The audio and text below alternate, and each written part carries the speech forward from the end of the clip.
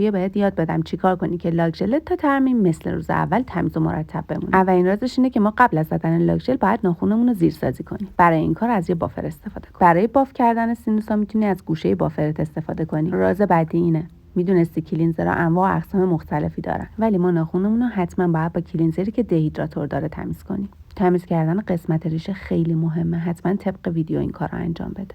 حالا ناخنمون آماده لاک ژل زدنه. راز موندگاری لاک ژل و کنده نشدنش اینه که حتما لایه اولو کاملا نازک بزنی. آموزش زدن لاک ژل از ریشه رو تو پستای قبل برات گذاشتم، حتما ببین. لایه دوم لاک ژل که زدی حتما انگشتو برعکس کن و چند تا ضربه با قلمت بهش بزن تا بیلیک کارت مرتب بیفته. راز بعدی اینه که تاپ کدتو صحیح و اصولی اجرا کنی. قبل از اینکه بری یووی حتما چند تا ضربه بهش بزن. و آخرین و مهمترین راز اینه که حتما لبه آزاد ناخنتو با سوهان باز کن. این کار باعث میشه لاک ژلت لب پر نشه. این ویدیو رو حتما سیو کن چون به دردت میخوره.